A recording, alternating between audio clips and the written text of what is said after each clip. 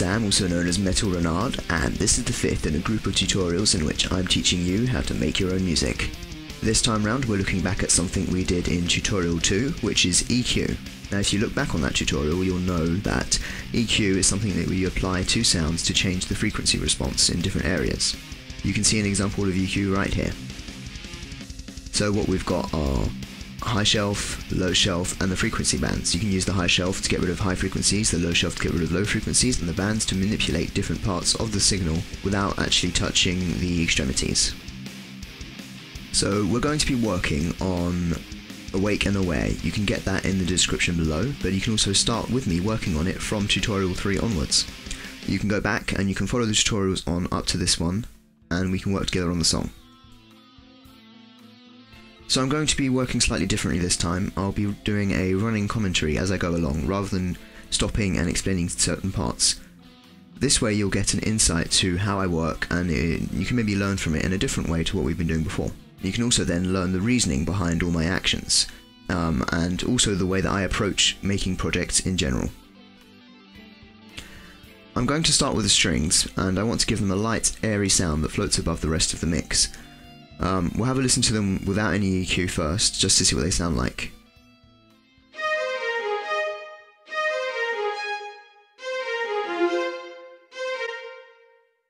So I want to apply some EQ to this. I'll get rid of the lower end, and that will make it quite light, like I said before, to float above the rest. Now you'll have to forgive me, I did put some guidelines already done that I mixed previously, but that's because I usually mix with higher quality headphones, and when I use my microphone I don't have those headphones, I have to use a different set. So because I'm not used to them, the mix wouldn't be as good. So I have the guidelines for that reason, but also because it speeds things up. I mixed it previously, and now I have the guidelines, I can do things a lot faster and save time for the tutorial. So here we go, taking out the low end from the strings to make them nice and light. Now, quick warning, you shouldn't really do that with strings in general. It's because these have a very synthy sound to them, we can get away with it. They don't sound realistic in the first place. So let's have a listen.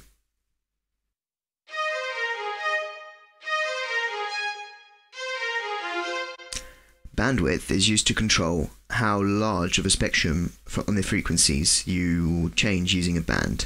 So when you put it high, it affects a larger amount of the frequency, and when you put it lower, it affects less. So we're going to put it quite high up here, and we want it to cover the top end of the sound. So that means it will affect just the frequencies, but it will affect this large range here. So as you can hear, that's now quite light, and it should float above the rest of the mix. Now please bear in mind that the term is mix, which means that you have to think that all the instruments have to mix together as a whole. Now I'll be keeping that in mind as I'm working. If you notice, I took out the low end from the strings, so as we progress I might put that in somewhere else. So now that will mean that this instrument will have its own frequency area allotted to it. Now let's move on to the piano, one of my favourite instruments.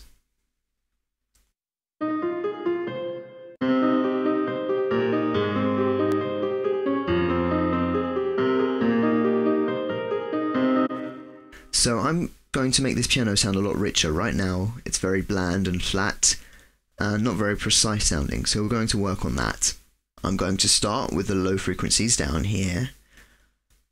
Now you may want to just increase the size of the band like you did earlier, but I want to have the peak to be wide, so that's why I'm doing these with the two spots here, which is why I'm doing it this way. And now we're going to get rid of the low mids, which is this area down here. To understand why I'm doing this, grab a pillow and talk into it. You hear that muffled sound? That's kind of in this frequency zone here, and that's what we're trying to get rid of by working on these frequency bands here. We're going to decrease that area so it's less present.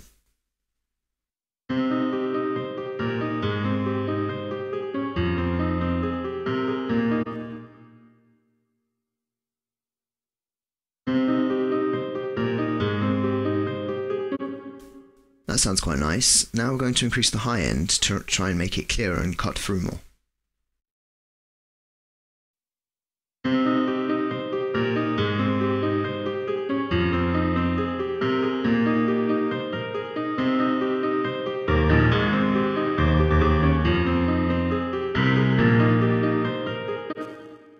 as you can see, then I adapted it to my template I did before.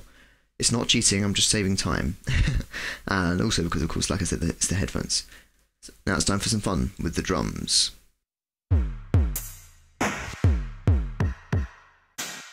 There we go.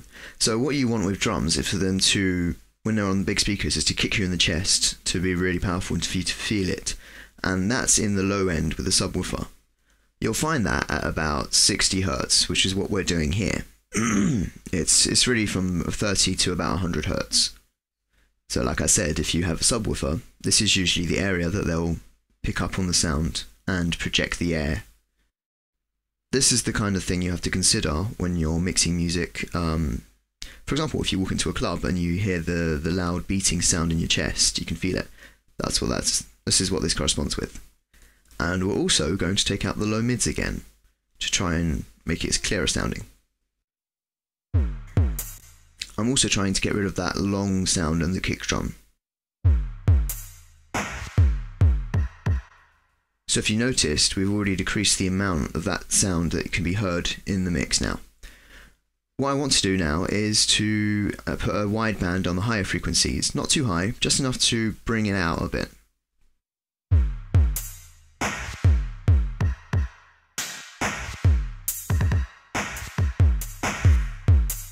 Now let's have a little overall listen, to get a perspective.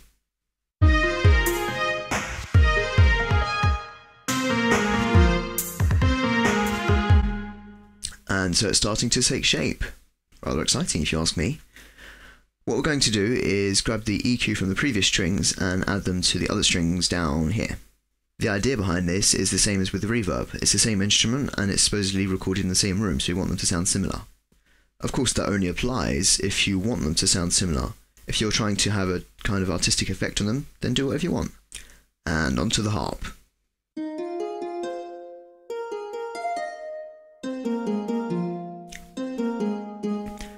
Now, this thing I'm about to do, you can also do whenever you record vocals, and that is to put a low shelf at about 200 to 300 Hertz. That makes it stand out, and it also gets rid of kind of unnecessary sounds that you would hear in the recording. Let's have a listen.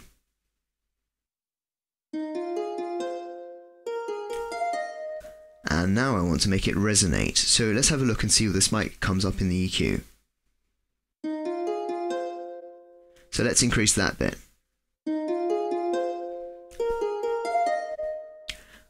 Now I want to get rid of the attack, the clicky sound from the instrument. Let's have a look. I don't think I can do that inside. No. So I'm going to do that with EQ instead, and that involves putting a high shelf.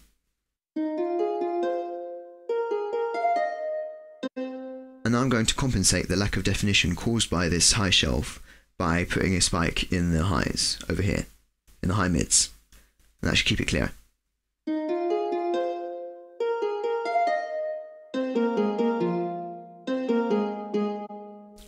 It's time to have some fun with the French horns.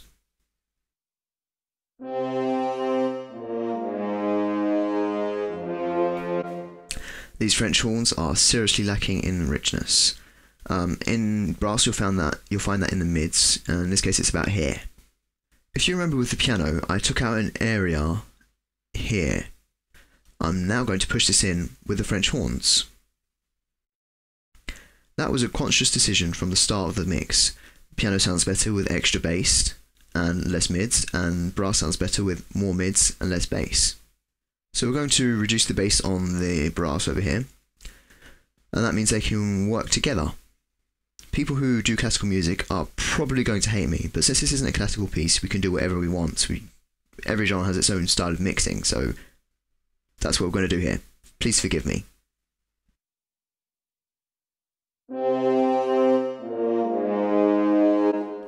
So it's a little bit muffled. We're going to increase the highs for that reason, to try and make it cut through a little bit more, make it more precise. Let's have a listen.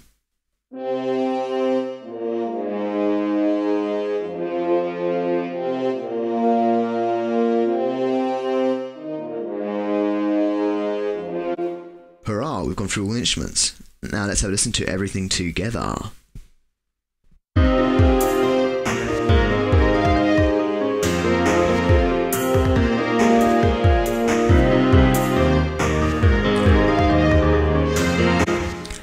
you probably noticed that all the levels are messed up again. We're going to have to go back through and put the levels right, but that was because when you change the EQ, you're also changing the volume levels of certain frequencies, and that affects the general levels of the track. So let's go through and mix.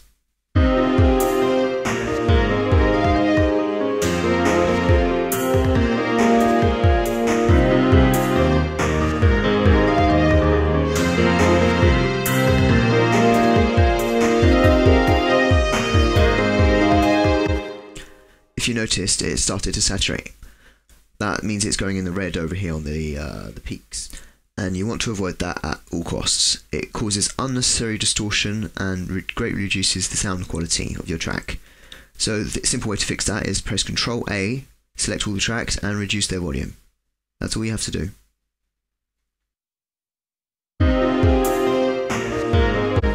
So as you can see, we're no longer hitting in the red. The advantage of this way is that you'll preserve the sound quality of your music. And that sounds like a bloody good reason for me to turn the volume down. Just Google loudness more. What I will also do is put a limiter or a maximizer on the end of my signal chain. So just go to all plugins, type maximizer, and you got it. When you use plugins a lot, all you have to do is right click, add favorites, and you'll go into your favorite section, and it's very easy to find. So this, ladies and gentlemen, is a maximizer. What it does is it compresses the levels as they get towards the peak of what the file can hold, and pushes them back down to levels where it doesn't saturate. So now let's compare input over here and output over there. So this is what you hear, and this is what it picks up.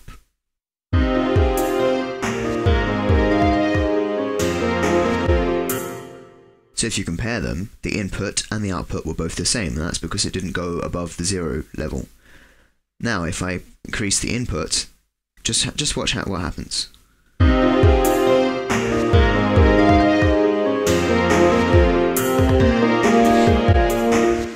I don't know about you, but I can definitely hear a difference. It's maybe not a massive difference, but it is definitely less distorted this way around.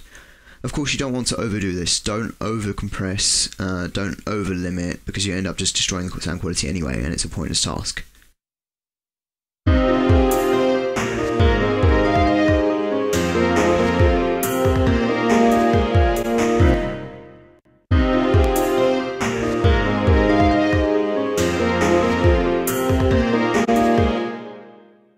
So if you watch this down here, the red one, which is the peak area, and RMS, which is the sound volume over a certain time.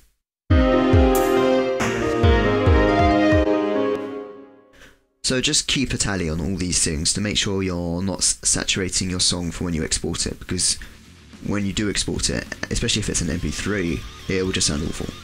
Follow these tips and you can't go wrong. So I think that's it for today's tutorial.